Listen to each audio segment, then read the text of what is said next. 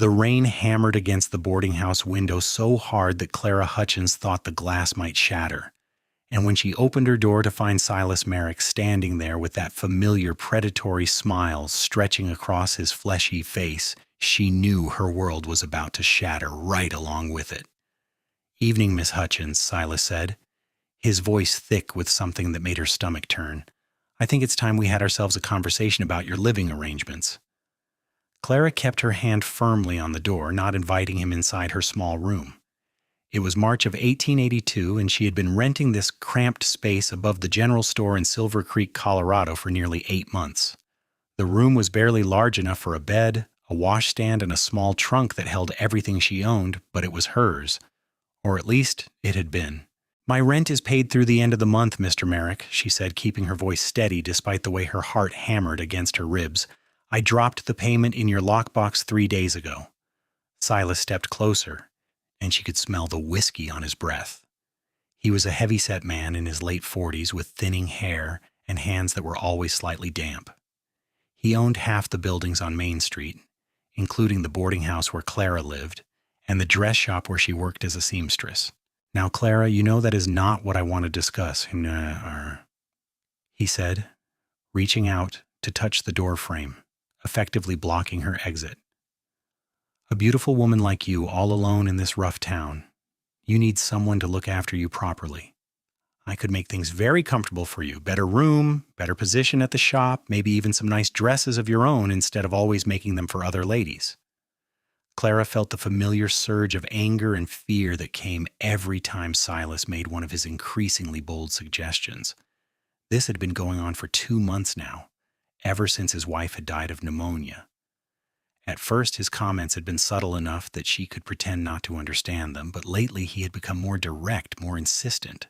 "I appreciate the offer, Mr. Merrick, but I am perfectly fine with my current arrangements," she said firmly. "Now, if you will excuse me, I have mending to finish before tomorrow." His expression hardened, the false friendliness draining away like water through a sieve. "You think you're too good for me, is that it? A girl with no family, no prospects, no one to vouch for her character? You should be grateful I am even interested." "Please leave," Clara said, her voice barely above a whisper. Silas leaned in closer, and for a terrifying moment she thought he might force his way into her room, but then footsteps sounded on the stairs behind him, and he stepped back, smoothing down his vest. "You have until Friday to reconsider," he said loudly, his voice taking on a formal tone. "That is when I need this room for my nephew who is coming from Denver. You will need to find other accommodations." "But my rent is paid," Clara protested, her voice rising. "You cannot simply throw me out with 3 days' notice." "I can do whatever I want with my own property," Silas said coldly, "and I need this room. You can check the rental agreement you signed. I have the right to terminate with notice for family needs. Consider yourself noticed." He turned and walked down the stairs, leaving Clara standing in her doorway, trembling with rage and fear. She knew exactly what he was doing. There were only 2 other boarding houses in Silver Creek, and both were owned by men who did business with Silas Merrick. If he wanted her homeless, she would be homeless. And then when she was desperate enough, when she had nowhere else to turn, he expected her to come to him on her knees, willing to accept whatever degrading arrangement he proposed. Clara closed her door and leaned against it, fighting back tears. She had come to Silver Creek after her parents died in a riverboat accident 2 years ago. At 22 years old, she had been left with nothing but her sewing skills and a determination to make her own way in the world. She had thought she was safe here, thought she had built a small but stable life. Now that safety was being ripped away because she refused to become some man's mistress. The next morning dawned clear and cold, the storm having blown itself out during the night. Clara walked to the dress shop with her head held high, refusing to show how frightened she was. She spent the day taking in a wedding dress for the banker's daughter and hemming curtains for the new hotel, all while her mind raced through her limited options. She could not stay in Silver Creek, that much was clear. Even if she found another room, Silas would find a way to make her life unbearable. He would have her fired from the dress shop, would spread rumors about her character, would make sure no decent person would hire her. She had seen him destroy other people who crossed him. She needed to leave town entirely, but she had barely enough saved to last a month, maybe 2 if she was very careful. That evening she stopped by the other 2 boarding houses, hoping against hope that Silas had not already poisoned those wells. The first landlady, a pinched woman named Mrs. Garvey, took one look at her and said all rooms were full. The second, a boarding house near the train station run by a man named Mr. Fletcher, was more direct. Silas Merrick sent word that you were trouble, he said bluntly. Said you did not pay your debts and caused problems with the other tenants. I do not need that kind of headache. That is not true, Clara said desperately. I have always paid on time. I have never caused any problems. He is lying because I refuse his inappropriate advances. Mr. Fletcher's expression softened slightly, but he still shook his head. Maybe so, maybe not. But Silas holds the mortgage on this building. I cannot afford to cross him. I am sorry, miss, but I cannot help you. Clara walked back toward the boarding house in a daze. The sun was setting, painting the mountains to the west in shades of gold and crimson. Silver Creek was nestled in a valley surrounded by those mountains, a mining town that had grown prosperous when silver was discovered in the hills 5 years ago. It had seemed like a place of opportunity when she first arrived. Now it felt like a trap. She was so lost in her thoughts that she did not notice the commotion ahead until she was nearly upon it. A crowd had gathered in front of the livery stable, and she could hear angry voices. Clara started to go around, wanting no part of whatever trouble was brewing. But then she heard a crash and a man stumbled backward out of the stable, landing hard in the muddy street. You think you can cheat me, you filthy saddle tramp? The voice belonged to Jack Dawson, who ran the livery. He was a notorious bully, big and mean, with a reputation for shortchanging anyone he thought could not fight back. That horse was not worth half what I paid you for it. The man in the mud climbed slowly to his feet, and Clara felt her breath catch. He was tall and lean, with dark hair that fell past his collar and eyes the color of a winter sky. He wore dusty trail clothes and a gun belt, and there was blood trickling from the corner of his mouth where Dawson must have hit him. The horse was worth exactly what we agreed on, the man said quietly. 5 years old, sound legs, good temperament. That was the deal, Dawson. I held up my end. Your end? Dawson laughed, a harsh, ugly sound. Your end is whatever I say it is. Now get out of my sight before I have the sheriff lock you up for trying to swindle an honest businessman. The stranger's jaw tightened, but he did not reach for his gun. Clara could see the restraint in every line of his body, the careful control. He was a man who knew how to fight but was choosing not to. That made her respect him instantly. You owe me $30, the stranger said. We shook on it. I do not owe you nothing, Dawson spat. And if you know what is good for you, you will ride out of this town before dark. The crowd was starting to disperse, clearly disappointed that there would not be a gunfight. Clara knew she should walk away too, should not get involved in something that was none of her business. But there was something about the defeated slump of the stranger's shoulders, the weary acceptance of yet another injustice, that made her think of her own situation. Before she could stop herself, she stepped forward. I saw the horse, she said loudly. 3 days ago when this gentleman brought it in, it was a fine animal, well worth $30. Everyone here knows Jack Dawson's reputation for cheating people. The stranger's head snapped up, his eyes meeting hers with an expression of surprise and something that might have been gratitude. Dawson's face turned an ugly shade of red. You best watch your mouth, Clara Hutchins, he snarled. You are already on thin ice in this town. That does not make what I said any less true, Clara replied, her heart pounding but her voice steady. You agreed to pay this man $30, and you should honor that agreement. For a moment she thought Dawson might actually strike her, but then Sheriff Donnelly pushed through the remaining onlookers, his weathered face set in a frown. What is all this commotion? He demanded. Nothing, Sheriff, Dawson said quickly. Just a disagreement about the value of a horse. This drifter here is trying to claim I owe him money. We had an agreement, the stranger said. I have witnesses who heard the terms. Sheriff Donnelly looked around at the crowd, but everyone suddenly seemed very interested in the ground. No one wanted to cross Jack Dawson. The sheriff sighed. Unless someone saw a written contract, there's not much I can do, he said. It is one man's word against another's. My advice to you, stranger, is to move along. Silver Creek does not have much use for saddle tramps anyway.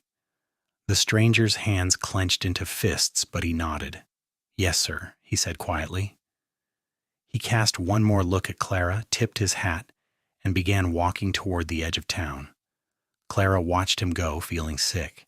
She had tried to help, but it had made no difference, just like it would make no difference when she stood up to Silas Merrick. The powerful men in this town did whatever they wanted, and no one could stop them. She continued to her boarding house, climbed the stairs to her little room, and began to pack her few belongings. She did not know where she would go, but she could not stay here. Maybe she would take the train to Denver, try to find work there. Maybe she would go to California, where she had heard there were opportunities for women willing to work hard. It did not matter, as long as it was far away from Silas Merrick and Silver Creek. She was folding her 2 spare dresses when someone knocked on her door. Clara froze, terrified that it was Silas coming back with more threats. But when she opened the door, she found the stranger from the livery stable standing in the hallway. Up close, she could see that he was probably in his late 20s, with a strong jaw and a scar running through his left eyebrow. He had cleaned the blood from his face and was holding his hat in his hands, turning it nervously. Miss, I hope I am not intruding, he said. I asked around and found out where you lived. I wanted to thank you for speaking up back there. It did not change anything, but it meant something that you tried. I am sorry I could not do more, Clara said. Jack Dawson is a bully and a cheat, but he has friends in this town. Most bullies do, the stranger said. He hesitated, then extended his hand. My name is Jesse Marlowe. I have been working as a horse wrangler, moving from ranch to ranch. I brought that horse in from a ranch about 50 miles north of here, where the owner had more horses than he needed. Dawson had sent word that he was looking to buy, so I acted as the go-between. Should have known better than to trust his word. Clara shook his hand, noticing the calluses on his palm, the strength in his grip. Clara Hutchins, she said. I work as a seamstress at the dress shop, or at least I did. I will be leaving Silver Creek soon. Jesse's eyes flicked to the open trunk, the pile of clothes on the bed. Trouble? He asked gently. Maybe it was because he was a stranger, someone who would be gone from her life as quickly as he had entered it. Maybe it was because she was tired of carrying the burden alone. Whatever the reason, Clara found herself telling him everything about Silas Merrick's advances, the eviction, the blacklisting from the other boarding houses. Jesse listened without interrupting, his expression growing darker as she spoke. Men like that should be horsewhipped, he said when she finished. Begging your pardon for the language, miss, but it makes me sick when powerful people abuse those with less power. There is nothing to be done about it, Clara said tiredly. I will leave town and start over somewhere else. I have done it before. Jesse was quiet for a long moment, his brow furrowed in thought. Then he said, What if you did not have to leave? What if you had somewhere safe to stay? Somewhere that Merrick could not touch you? Clara shook her head. There's nowhere like that in Silver Creek. He owns most of the buildings, and the ones he does not own he controls through debts and favors. He does not own my property, Jesse said. I have a small ranch about 2 miles outside of town. Nothing fancy, just 100 acres with a house and a guest cottage. The cottage is empty, has been since I bought the place 6 months ago. You could stay there, rent-free for as long as you need. Clara stared at him, certain she had misheard. You are offering me a house? Just like that? You do not even know me. I know you stood up for a stranger when no one else would, Jesse said. I know you are in trouble through no fault of your own, and I know what it feels like to have nowhere to turn. He met her eyes, his expression earnest. I am not like Merrick. Miss Hutchins, I am not offering this with any expectations or conditions. The cottage is yours if you want it, no strings attached. You can lock the door from the inside and I will not bother you unless you ask for help. "Why would you do this for me?" Clara whispered. Jesse smiled, a small, sad smile that did not quite reach his eyes. "Because someone did something similar for me once when I needed it most. I told myself that if I ever had the chance to pass that kindness forward, I would. This is me keeping that promise." Clara felt tears prick her eyes. It was too good to be true, too generous to accept. But what choice did she have? She could trust Jesse Marlowe, or she could throw herself on Silas Merrick's mercy. When she put it that way, there was really no choice at all. "I would be very grateful," she said, "but I insist on paying rent once I have saved enough. I will not be a charity case." "Fair enough," Jesse agreed, "though there is no rush. Take whatever time you need to get back on your feet." He settled his hat back on his head. "Can you be ready to leave tomorrow morning? I figure the sooner you're out of Merrick's reach, the better." "I can be ready tonight if necessary," Clara said. "Tomorrow morning will do," Jesse said. "I will come by with a wagon at dawn. Pack everything you need. This can be your home for as long as you want." After Jesse left, Clara finished packing in a daze. Part of her wondered if she was making a terrible mistake moving to an isolated ranch with a man she had just met. But Jesse Marlowe did not give her the same sick feeling that Silas Merrick did. When Jesse looked at her, she felt seen as a person, not as an object to be possessed. That had to count for something. She slept fitfully that night, her dreams full of menacing shadows and slamming doors. When the first light of dawn crept through her window, she was already dressed and waiting. She heard the creak of wagon wheels and looked out to see Jesse pulling up in front of the boarding house, driving a sturdy farm wagon pulled by 2 mules. Clara carried her trunk downstairs, expecting at any moment for Silas to appear and try to stop her. But the boarding house remained quiet. Most of the other tenants would not wake for another hour at least. She loaded her trunk into the back of the wagon, along with a carpet bag containing her sewing supplies and a hat box that held the one nice bonnet she owned. "Ready?" Jesse asked. "Ready," Clara confirmed. They rode out of Silver Creek just as the sun broke over the eastern mountains, turning the sky into a canvas of pink and orange. Clara did not look back. Whatever came next, it had to be better than what she was leaving behind. Jesse's ranch was a pleasant surprise. The house was a solid 2-story structure made of logs and stone, with a covered porch and glass windows. About 50 yards from the main house stood a smaller building, the guest cottage Jesse had mentioned. It was a simple 1-room structure, but it had a stone fireplace, a real bed with a rope frame, a table and chairs, and shelves along one wall for storage. "I know it is not much," Jesse said as Clara looked around, "but it is dry and warm, and the roof does not leak. There is a well between here and the main house, and you are welcome to use the kitchen in my house if you need to cook anything that requires more than the fireplace." "It is perfect," Clara said honestly. After the cramped boarding house room, the cottage felt like a palace. "Thank you, Jesse. I do not know how I will ever repay your kindness." "No repayment necessary," Jesse said. "I am just glad I could help. Now I have got to ride out and check on my cattle, but I will be back before dark. Make yourself at home, and if you need anything, just holler." After Jesse left, Clara spent the morning settling into her new home. She unpacked her trunk, hanging her dresses on pegs along the wall and arranging her few books on one of the shelves. She made up the bed with her own linens, swept the floor, and built a fire in the fireplace to chase away the morning chill. By afternoon, she was feeling restless. She was used to working long hours at the dress shop, and having nothing to do made her anxious. She decided to walk around the property, familiarizing herself with her new surroundings. The ranch was beautiful in a rugged way. The land rolled gently, covered in spring grass and dotted with wildflowers. She could see cattle grazing in the distance, maybe 30 head. There was a barn near the main house, a chicken coop, and what looked like a vegetable garden that had been recently tilled but not yet planted. Clara was examining the garden, thinking about what vegetables might grow well in this soil, when she heard hoofbeats.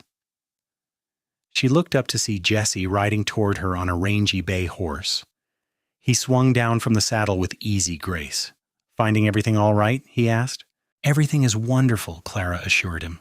"I was just looking at your garden. Or what will be your garden, I suppose." Jesse rubbed the back of his neck, looking embarrassed. I am better with animals than I am with plants. I keep meaning to get something planted, but I never seem to have the time or the knowledge." "I could help with that," Clara offered. "My mother had a wonderful garden back in St. Louis. I know quite a bit about vegetables and herbs. If you would like, I could plant and tend it. It would give me something useful to do." "You do not have to work for your keep," Jesse said. "That was not part of the arrangement." "I know," Clara said, "but I want to. I am not used to being idle, and I like working with my hands. Besides, it would benefit both of us. You would have fresh vegetables, and I would have a project to keep me busy." Jesse smiled, a real smile this time that lit up his whole face and made him look years younger. "If you are sure, I would be grateful. I will get you whatever seeds and tools you need from town." "There is no need to go back to Silver Creek," Clara said quickly, not wanting Jesse to face Jack Dawson again so soon. "Is there another town nearby?" "Pine Ridge, about 10 miles east," Jesse said. "It is smaller than Silver Creek, but they have a general store. I need to pick up some supplies anyway, so I will go tomorrow. You can give me a list of what you need." That evening, Jesse invited Clara to have dinner at the main house. She was hesitant at first, worried about impropriety, but Jesse made it clear that he understood her concerns. "I promise I will be a perfect gentleman," he said. "But I thought you might enjoy a hot meal after a long day of moving. I make a decent stew if I do say so myself." The inside of Jesse's house was neat and sparsely furnished, with the practical, unadorned quality of a place inhabited by a man who spent most of his time working. But it was clean, and there were small touches that spoke of care: a colorful blanket draped over the back of a chair, a row of books on a shelf, a photograph in a simple frame on the mantel. While Jesse put the finishing touches on the stew, Clara studied the photograph. It showed a younger Jesse standing with an older couple, all three of them dressed in their Sunday best. "My parents," Jesse said from the kitchen area. "That was taken about 10 years ago, just before they died." "I am sorry," Clara said softly. "I lost my parents 2 years ago. It never stops hurting, does it?" "No," Jesse agreed. "But the sharp pain does become more of a dull ache with time. You learn to remember the good times instead of just missing them." He ladled stew into 2 bowls and brought them to the table. "My father was a rancher in Texas. He taught me everything I know about cattle and horses. My mother was the kindest woman I ever knew. She used to say that the measure of a person was not how they treated those who could help them, but how they treated those who could not." "She sounds wonderful," Clara said. They ate in comfortable silence for a while, and Clara was surprised by how easy Jesse was to be around. There was none of the tension she usually felt around men, no need to constantly guard her words or watch for hidden meanings. Jesse treated her like an equal, like a friend, and it was such a relief that she almost wanted to cry. "Can I ask you something?" Jesse said after a while. "You do not have to answer if you do not want to." "Of course," Clara said. "Why did you speak up for me today?" Jesse asked. "You had to know it would cause you trouble, especially with things already being difficult with Merrick. So why risk it?" Clara thought about the question, trying to put her feelings into words. "Because I'm tired of watching powerful people abuse those with less power," she said finally. "I'm tired of good people staying silent because they are afraid. I know my speaking up did not change anything, but at least I could live with myself. At least I tried." Jesse nodded slowly. "My mother would have liked you," he said. "She always said the bravest people were the ones who stood up even when they knew they would lose." "Your mother was a wise woman," Clara said. Over the next few weeks, Clara settled into a new routine. She woke with the sun, tended the garden that was beginning to sprout with beans, tomatoes, squash, and herbs, and spent the afternoons sewing. She had brought her supplies with her, and she began taking in mending and alterations from the women of Pine Ridge. Word spread quickly that there was a skilled seamstress living at the Marlowe Ranch, and soon she had more work than she could handle. She saw Jesse every day, usually in the evenings when he came back from working the ranch. Sometimes he would invite her for dinner, and they would talk for hours about everything and nothing. She learned that he had bought the ranch after years of working as a hired hand, saving every penny until he had enough to make a down payment. She learned that he loved horses with a passion that bordered on obsession, that he could quote Shakespeare from memory, that he had a dry sense of humor that caught her off guard and made her laugh. In turn, she told him about her childhood in St. Louis, about her father who had been a clerk and her mother who had taken in laundry to help make ends meet. She told him about the riverboat accident that had killed them both, about the desperate scramble to survive in the months that followed, about the lonely journey to Colorado in search of a fresh start. "Do you miss St. Louis?" Jesse asked one evening as they sat on his porch, watching the sunset paint the mountains in shades of purple and gold. "I miss what it represented," Clara said. "Home, family, security. But the city itself? No, not really. I like it here. I like the space, the quiet, the feeling that you can see forever.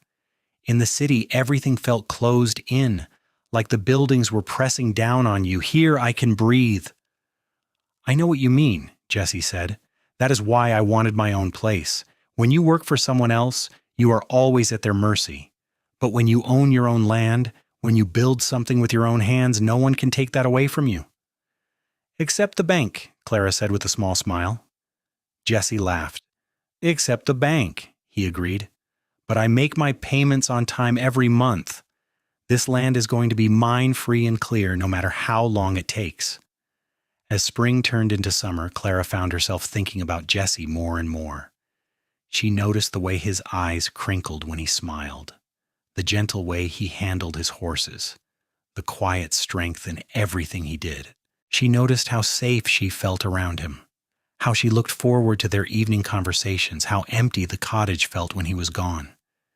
She tried to ignore these feelings, telling herself it was just gratitude, just the natural affection that came from living in close proximity to a kind person. But deep down she knew it was more than that. She was falling in love with Jesse Marlowe, and she had no idea if he felt the same way. One hot afternoon in late June, Clara was working in the garden when she heard a horse approaching at a gallop. She looked up, shading her eyes against the sun, and felt her stomach drop. The rider was Silas Merrick, his face red and angry. He reined in his horse hard enough to make the animal rear, then dismounted and stalked toward her. "So this is where you have been hiding," he snarled, "living out here like some cowboy's whore." Clara felt anger surge through her, burning away the fear. "Get off this property, Silas. You are not welcome here." "I will leave when I am good and ready," Silas said. "Do you have any idea how much trouble you have caused me? I had to explain to my nephew why the room I promised him was suddenly unavailable. I had to deal with questions about why my tenant ran off in the middle of the night. You have made me look like a fool." "You made yourself look like a fool," Clara shot back.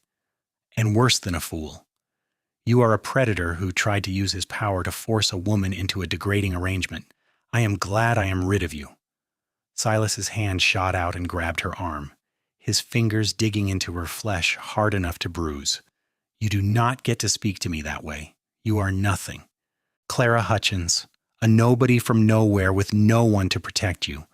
You are going to come back to Silver Creek with me right now, and you are going to apologize for all the trouble you have caused. And then we are going to come to an understanding about your future."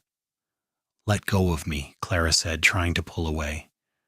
But Silas was strong, and his grip only tightened. "Not until you agree to stop this foolishness," he said. "You belong to me, Clara. The sooner you accept that, the easier things will be for everyone." The lady said to let go. The voice was quiet, but it carried a note of steel that made Silas freeze. They both turned to see Jesse standing about 20 feet away, a coiled rope in one hand, and an expression on his face that Clara had never seen before. He looked dangerous, every line of his body radiating controlled violence.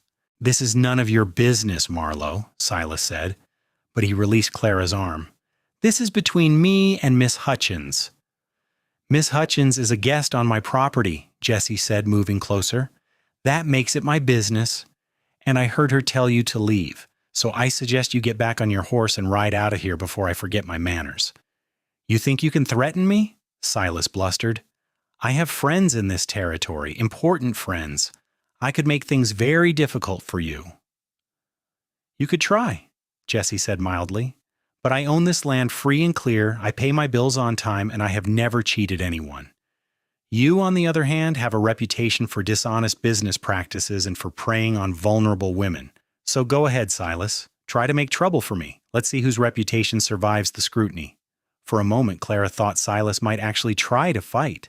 But Jesse was younger, stronger, and armed, and Silas was at heart a coward who only picked on those weaker than himself.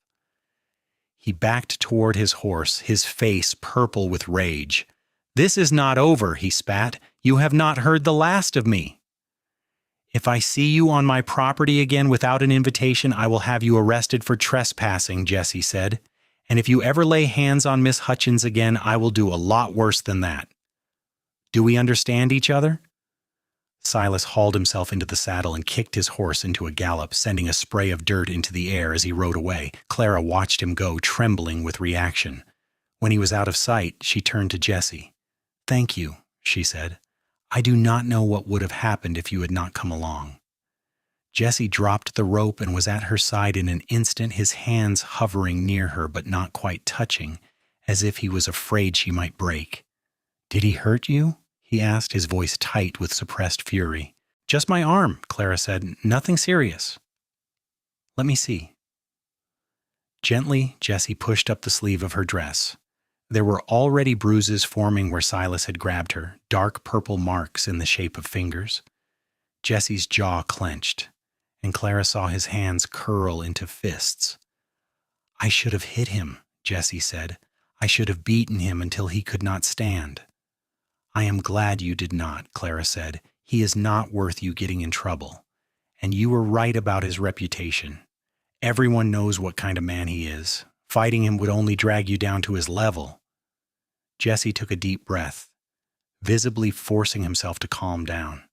"Come on," he said. "Let's get you inside and put something on those bruises."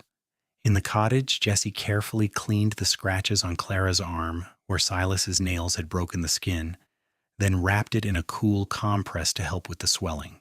His touch was gentle, almost reverent, and Clara found herself very aware of how close he was, how she could feel the warmth radiating from his body. "Jesse," she said quietly, "why did you help me? And I do not mean just today, I mean all of it, offering me the cottage, protecting me from Silas, treating me with kindness and respect. You could have just ridden away that day in Silver Creek and never thought about me again." Jesse was quiet for a long moment, his hand still resting lightly on her arm. When he finally spoke, his voice was rough with emotion. "Because from the moment I saw you stand up for me in front of that crowd, I knew you were special," he said.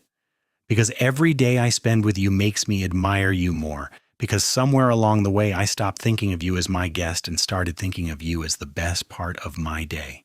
Because I am falling in love with you, Clara, and I have been fighting it because I did not want to make you uncomfortable or make you feel like I expected something in return for giving you a place to stay." Clara felt her heart swell until she thought it might burst. "Oh, Jesse," she whispered, "I have been falling in love with you too. I was so afraid you only saw me as someone to help, someone to pity." Jesse's hand came up to cup her cheek, his thumb brushing gently across her skin. "I have never pitied you," he said. "Admired, yes. Respected, absolutely. But never pitied. You are the strongest person I know, Clara Hutchins." She leaned into his touch, closing her eyes. "Kiss me," she said, "and please."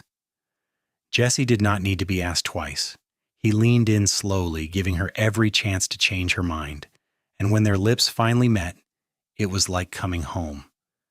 The kiss was soft and sweet and full of promise, and when they finally pulled apart, Clara was smiling through tears. "I love you," she said. "I love you so much." "I love you too," Jesse said, resting his forehead against hers. "And I promise you, Clara, I will spend the rest of my life proving that you can trust me. You are safe with me. Always." They sat together for a long time, just holding each other, and Clara felt something inside her that had been tense and frightened for so long finally relax. She was home. She was loved. She was safe. The rest of the summer passed in a haze of happiness. Clara and Jesse were inseparable, working together during the day and sitting together on the porch in the evenings, talking and laughing and stealing kisses when the mood struck them. Jesse was courting her properly, despite the fact that they lived on the same property. He brought her wildflowers, took her on rides through the mountains, read poetry to her by lamplight. In August, Jesse asked Clara to marry him. They were sitting by the stream that ran through his property, watching the water sparkle in the afternoon sun. Jesse had been quieter than usual all day, and Clara had noticed him checking his pockets several times, as if making sure something was still there. "Clara," he said finally, turning to face her, "I know we have not been courting for very long, and I know you have every reason to be cautious about trusting men, but I need you to know that what I feel for you is real and lasting. You are my best friend, my partner, the person I want to wake up next to every morning for the rest of my life.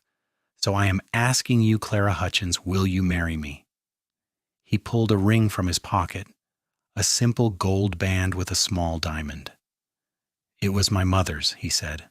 "My father gave it to her when they got engaged. I know it is not much, but it would mean the world to me if you would wear it." Clara was crying, but she was also smiling so hard her face hurt. "Yes," she said.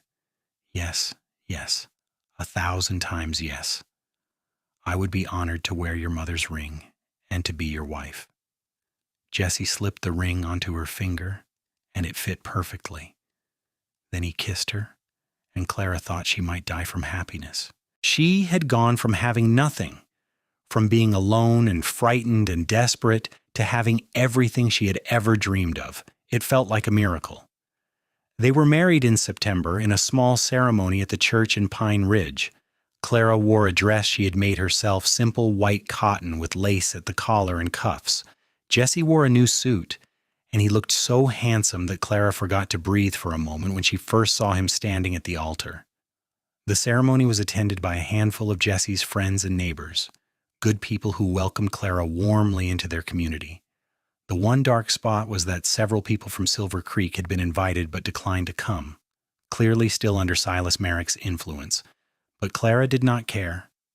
She had Jesse, she had a home, and she had a future. That was more than enough.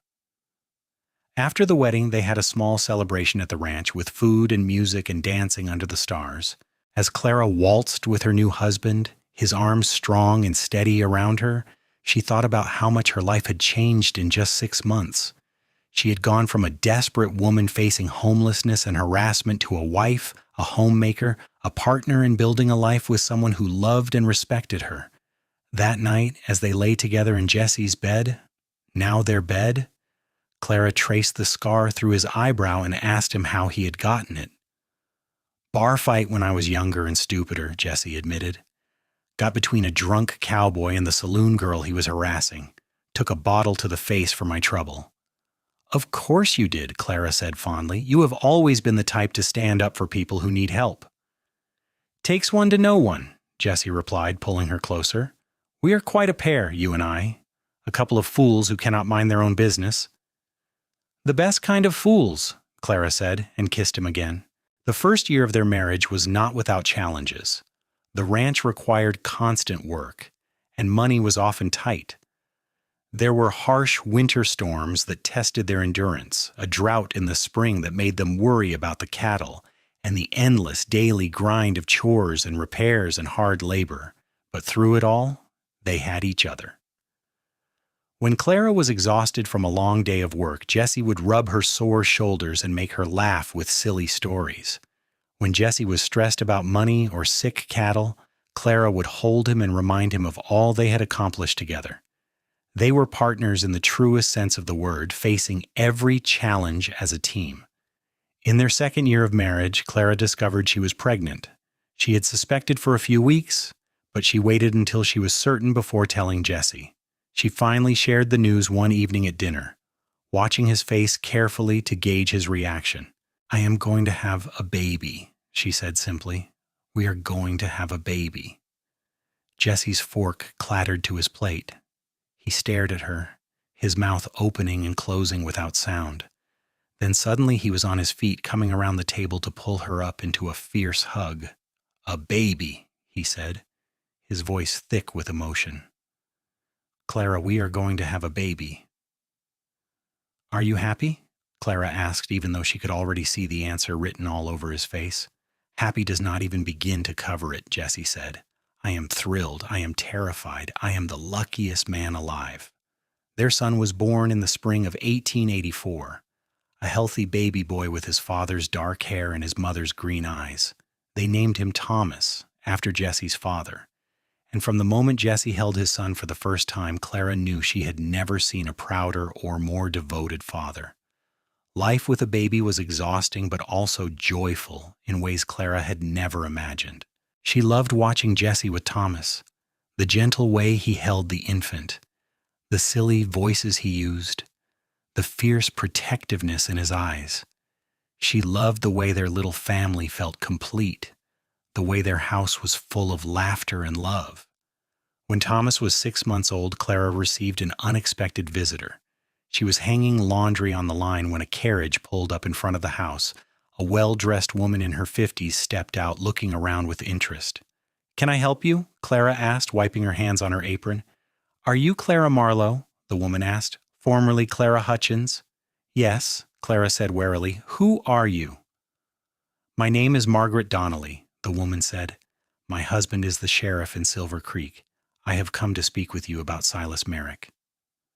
Clara felt her stomach tighten.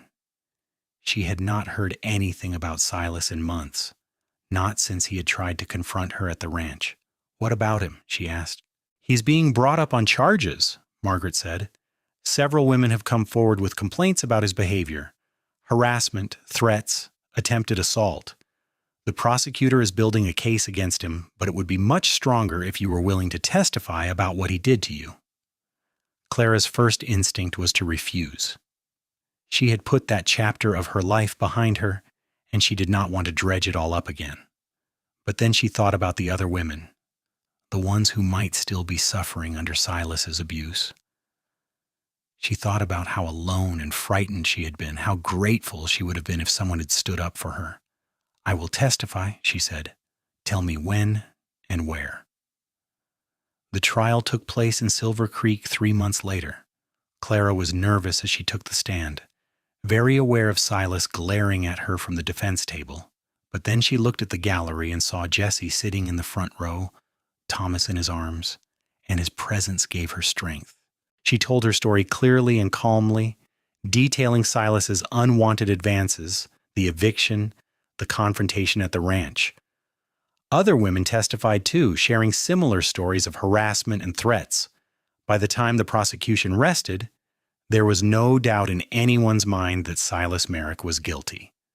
The jury deliberated for less than 2 hours before returning a verdict of guilty on multiple counts. Silas was sentenced to 5 years in prison and ordered to pay restitution to his victims. As the bailiff led him away in chains, he looked at Clara one last time, his face twisted with hatred. But Clara felt no fear, only a deep satisfaction that justice had finally been served. Outside the courthouse, several of the other women thanked Clara for her testimony.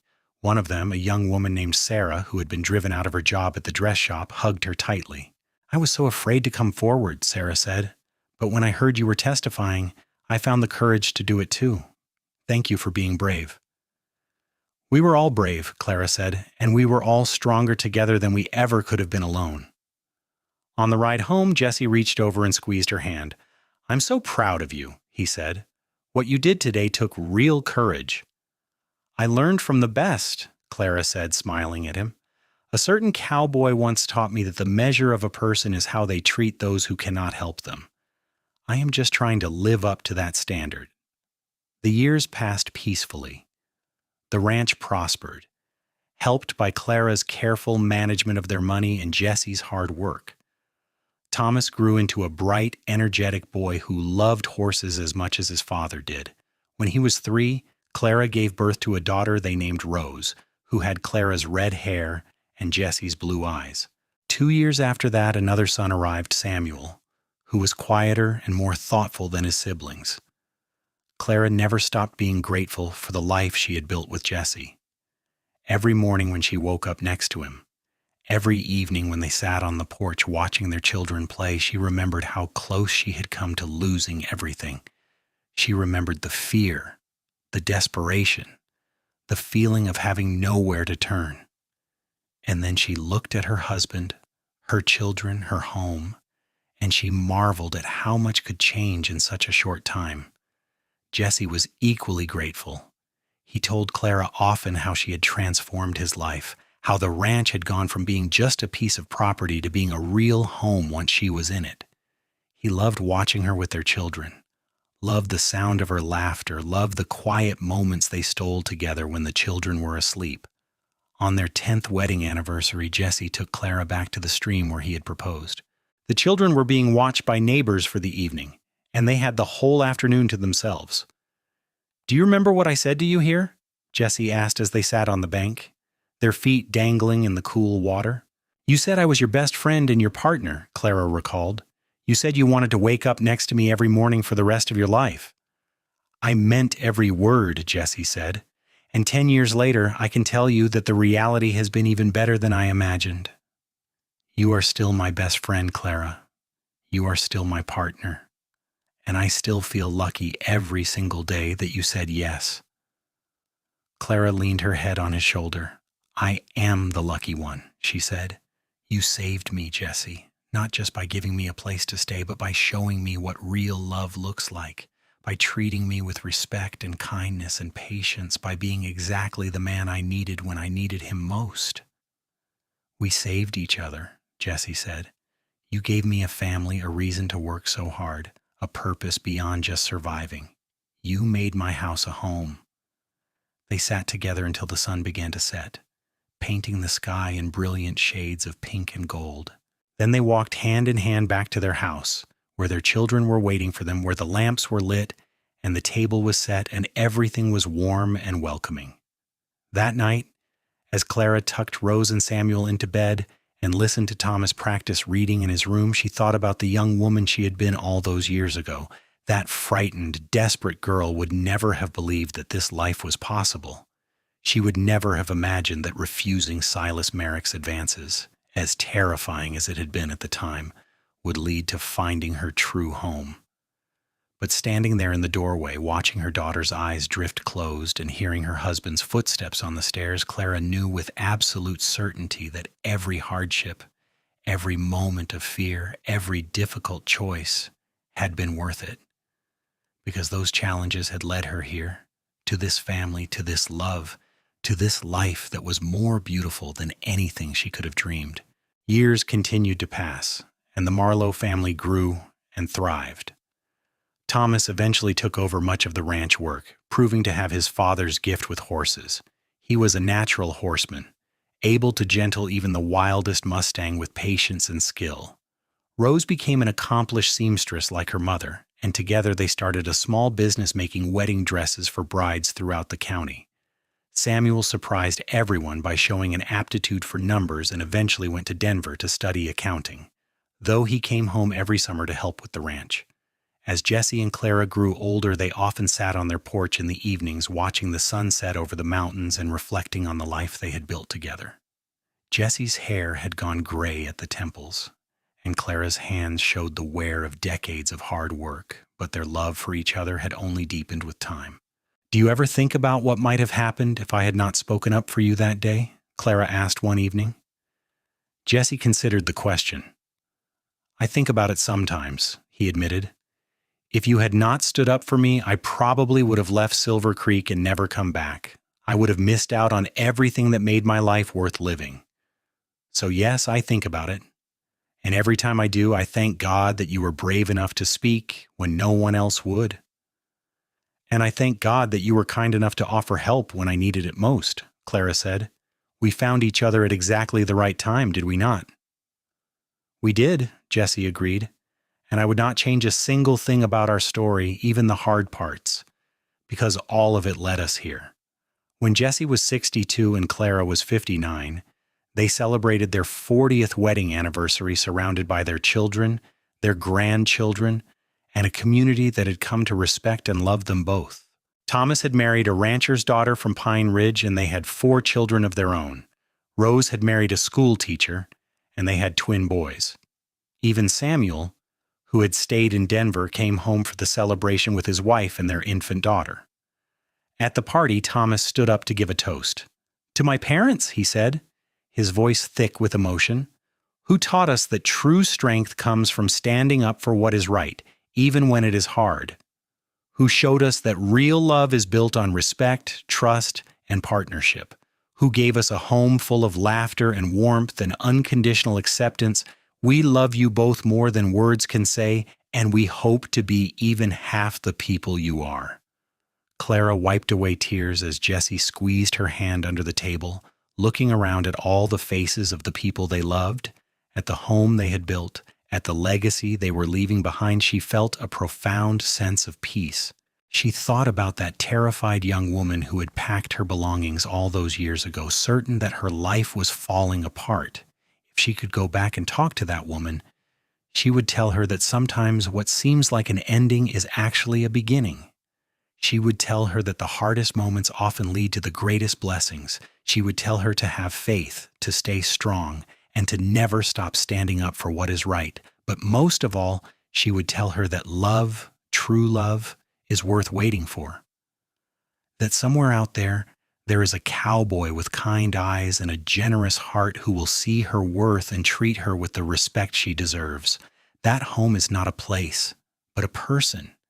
And when you find that person, you hold on tight and never let go. As the party wound down and the guests began to leave, Jesse and Clara stood on their porch, waving goodbye. When everyone was gone and they were finally alone, Jesse wrapped his arms around his wife from behind, and they stood together watching the stars come out. "I love you, Clara Marlowe," Jesse said softly. "From that first day in Silver Creek until my last breath, I will always love you." "And I love you, Jesse Marlowe," Clara replied. "Thank you for giving me a home. Thank you for giving me a family. Thank you for giving me the best life I could have ever imagined." They stood there together under the vast western sky, two people who had found each other against all odds, who had built something beautiful out of hardship and heartbreak, who had proven that kindness and courage can change everything. Their story had started with an eviction and a generous offer, but it had become so much more than that. It had become a testament to the power of love, the importance of standing up for what is right, and the truth that sometimes the best things in life come when we least expect them. And as the night deepened and the stars grew brighter, Jesse and Clara went inside their home, the home they had built together, the home filled with memories of love and laughter and family.